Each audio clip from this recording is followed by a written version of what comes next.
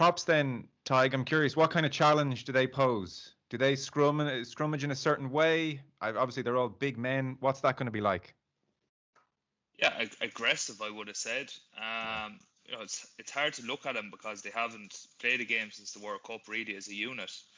But I think everyone's overriding memory from the World Cup is, that scrum dominance, and I suppose that's a thing in all aspects of their forward play, be it maul, line out defence, ruck, carry, scrum. They're always just looking for those little one-ups on you where they can maybe eke a penalty and gain a little bit of possession and territory, and then they go at you again.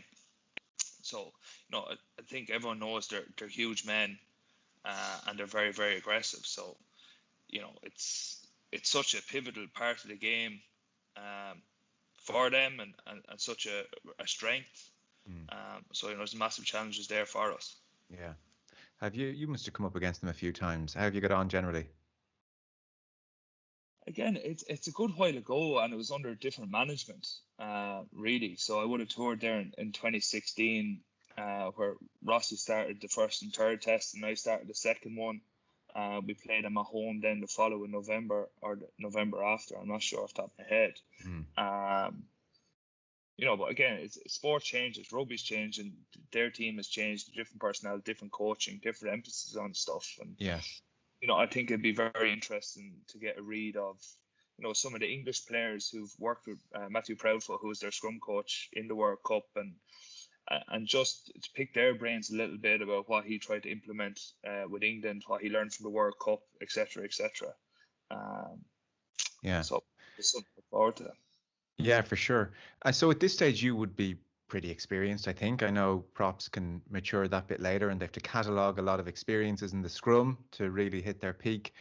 Generally, at this stage, you're not coming up against anything you haven't seen before when it comes to scrummaging, are you?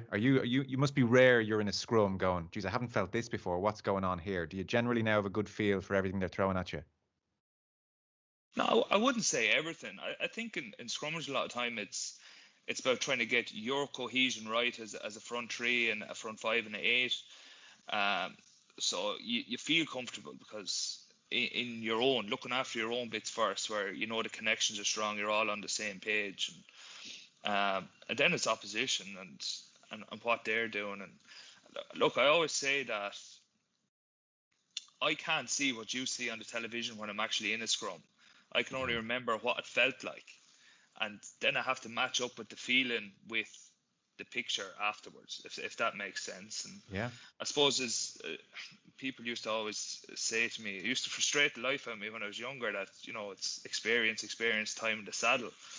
But I suppose as you maybe get on a little bit, you do understand that a little bit more, and how to problem solve within that, and matching that feeling to the picture you see on the outside in game or in training or what have you, and coming up with a solution to the problem. Half time must be crucial then these days with video analysis. You can get in, have a look at this, see what he's doing, get a few overhead shots, and maybe sort something out for the second half. Is that a bigger part maybe of the game than 10, 15 years ago? I didn't play 10 or 15 years ago. Yeah. Back in the old days when O'Connell played, A lot of time it's just a calm chat. What are you feeling? Right. What can we get better at? Can we have some one or two key points that we need to get better at, or we need to keep our foot down on top of? And if you can get a sneak peek of the video, especially overheads are gold in scrummaging terms, and you get in the Millennium Stadium, you get in Twickenham and stuff like that. So if you get those at half time, it shows a really, really good picture of what actually is happening in the scrum. Yeah. Where does the second row come into all that, Paul? Would you just put your head down and push, do you, or were you doing analysis too? Yeah, we definitely used to put our head down and push, and it wasn't that technical, but it got very technical towards the end of my time. I think Greg Feek was the first guy to really put a massive emphasis on the back five scrummaging. He was the first guy to ever come to training with a telescopic pole with a tiny little GoPro on the top of it, and he'd have a video analyst behind the scrum, videoing the scrum from on high in training. He was the first guy to ever do that. And if you can see the grass through any few little, gaps in joints, you know you have a problem. And I would have definitely been experiencing a bit of that, you know, when a prop goes to hit a scrum and he leaves, and if you don't leave the station with him as a second row, there's a little cavity there for a split second, and the GoPro with the telescopic camera over training was the first time we ever really properly saw that. We'd been videoing training probably from both sides of the scrum for a long time, and Greg Feek used to be very, very calm in training. He was very different to a lot of the other coaches.